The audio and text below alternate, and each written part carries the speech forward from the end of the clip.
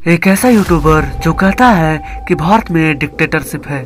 Pure dictatorship का डर है यहाँ पर। अगर अब नहीं बोला तो जब एक्चुअल डिक्टेटरशिप बन जाएगा ना देश, तब लेट हो जाएगा बोलो। चलिए, भारत तानाशाही की ओर बढ़ रहा है, लेकिन क्या सच में ऐसा है? यही सच आपके सामने आने वाला है।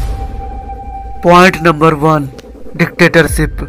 ध्रुव राठी कहता है कि भारत में तानाशाही आ गई है, लेकिन सर, जिस तानाशाही की आप बात कर रहे हो वो तो 50 साल पहले ही आ गई थी, और उसके बारे में आपने तो जरा सा भी बात नहीं की। मैं बात कर रहा हूँ इमरजेंसी की।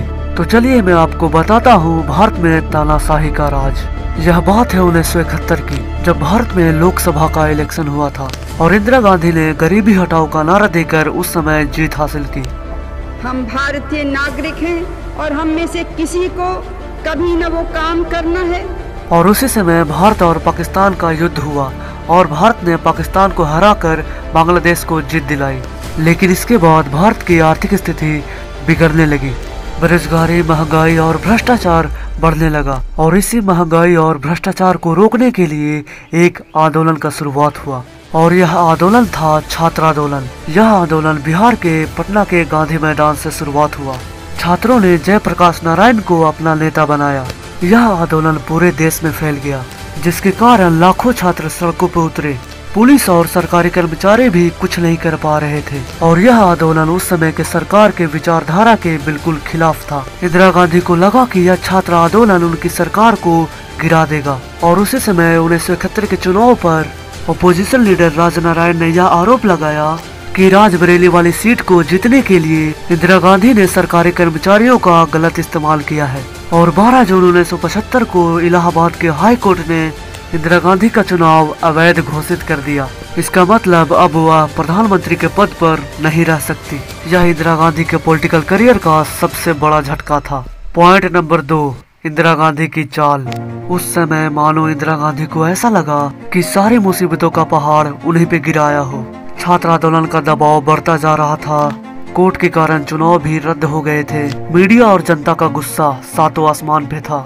और इसके बाद इंदिरा गांधी ने क्या किया, इसे देखकर ध्रुव राठी को सोचना चाहिए कि डिक्टेटरशिप किसे कहते हैं। इंदिरा गांधी तुरंत उस समय के राष्ट्रपति फखरुद्दीन अली अहमद के पास जाती है और इमरजेंसी घोषित करने के लिए दबाव डालती है, और 25 जून 1975 को इमरजेंसी लागू कर दिया जाता है। इमरजेंसी लागू होते ही जयप्रकाश नारायण, अटल बिहारी वाजपेयी, लाल कृष्ण आडवाणी, मोरारजी देसाई और सभी विपक्षी नेता को जेल में डाल दिया गया। छात्र आंदोलन को पूरी तरह से कुचल दिया गया। मीडिया पर सेंसरशिप लगा दी गई।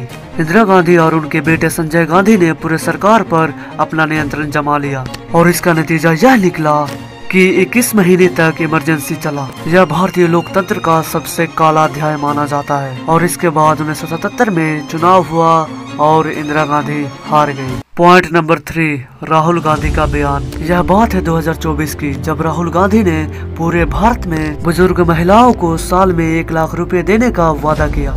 ऐसे में अगर राहुल गांधी ने संकल्प लिया कि अगले 5 सालों में वो सभी 22 करोड़ गरीब लोगों को गरीबी से निकाल देंगे, तो इसमें क्या गलत किया। और महिलाओं की संख्या है 22 करोड़। तो चलिए मैं आपको बताता हूँ कि अगर ऐसा होता तो भारत की क्या स्थिति होती। हर महिला पर 1 लाख रुपए दिया जाता, तो प्रत्येक महिला को मिलाकर 22 लाख करोड़ एक साल में खर्च होते, और भारत की जीडीपी अभी $4 ट्रिलियन है। और अगर इसे भारतीय रुपयों में कन्वर्ट किया जाए तो पूरे पैसे होते हैं 330 लाख करोड़।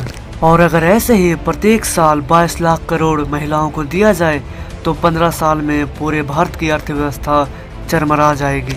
और इसी राहुल गांधी को ध्रुव राठी ने सपोर्ट किया था और कहा था कि राहुल गांधी देश की बात करते हैं, देश के विकास की बात करते हैं। पॉइंट नंबर 4, छत्रपति शिवाजी पे आरोप। ध्रुव राठी अपने इस वीडियो में कहता है कि छत्रपति शिवाजी महाराज को उनका बागनक एक मुसलमान सुल्तान ए जमां ने दिया था, लेकिन यह पूरी बात गलत है। छत्रपति शिवाजी महाराज के एक दरबारी थे जिसका नाम था कृष्ण राय। उन्होंने एक किताब लिखा जिसका नाम है सभासद बखर।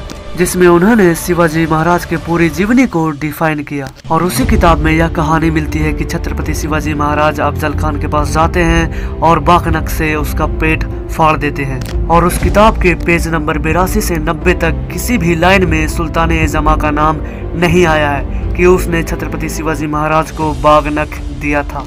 तो ये थे मेरे कुछ पॉइंट्स जिसे मैं आपको बताना चाहता था और समझाना चाहता था कि आप किसी पे अंधा विश्वास मत करो, ब्लाइंड ट्रस्ट नहीं करना चाहिए। अगर आपको यह वीडियो जरा सा भी अच्छी लगी हो तो लाइक शेयर कमेंट जरूर करें।